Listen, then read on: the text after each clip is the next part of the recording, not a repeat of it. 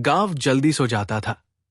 जब सूरज पहाड़ियों के पीछे डूब जाता तो बस नदी के मोड़ पर बनी एक छोटी सी दुकान में ही रोशनी बचती, वही जगह जहां मोमबत्तियां जन्म लेती थी। वहां बूढ़ा मोमबत्ती बनाने वाला हरन देर रात तक काम करता रहता। उसके हाथ सालों से पिघले मोम में बाती डुबोते डुबोते सख्त हो गए थे। वो दूसरों के लिए रोशनी गढ़ता था, जबकि उसका अपना घर अंधेरे में डूबा रहता। हर रात उसका छोटा बेटा अरिन चुपचाप उसके पास बैठ जाता, उन मोमबत्तियों को देखता जो कैद सितारों की तरह चमकती थी।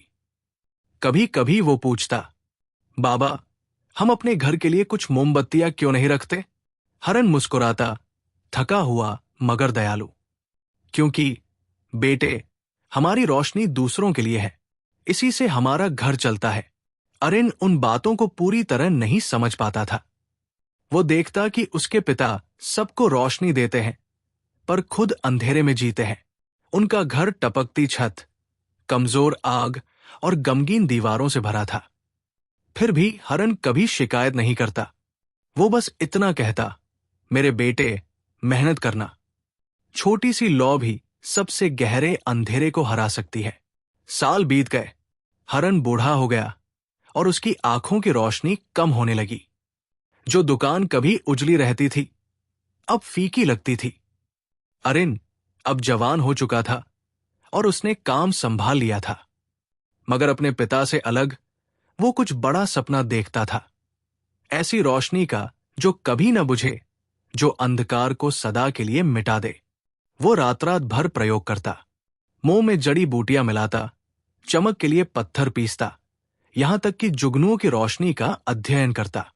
गांव वाले हंसते, ऐसी मोमबत्ती जो कभी न बुझे, मूर्ख लड़का। पर अरिन नहीं रुका। उसे अपने पिता के झुर्रियों भरे हाथ याद थे और वो लौटाना चाहता था वो उजाला जो उसके पिता ने दुनिया को दिया था। एक तूफानी रात थी, बिजली कड़क रही थी और अरिन एक बुझती मोमबत्ती की लौ के पास काम कर रहा था। तभी तेज हवा चली और सारी रोशनी बुझ गई।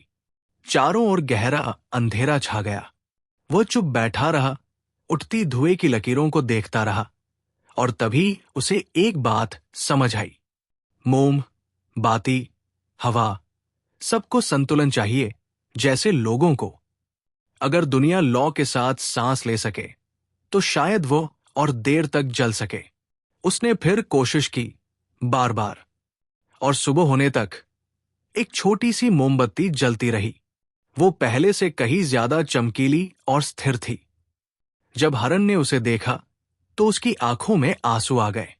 तूने कर दिखाया मेरे बेटे, उसने धीमे से कहा। अरिन मुस्कुराया और मोमबत्ती पिता को थमा दी। नहीं बाबा, उसने कहा, ये आपने किया। आपने ही सिखाया कि अंधेरे को जीतने नहीं देना। उस शाम पूरा गांव उनके घर के बाहर जमा हुआ। अरिन ने उसी एक मोमबत्ती से सैकड़ों और जलाई। रोशनी खेतों में फैल गई, रात के हर कोने को छूती हुई।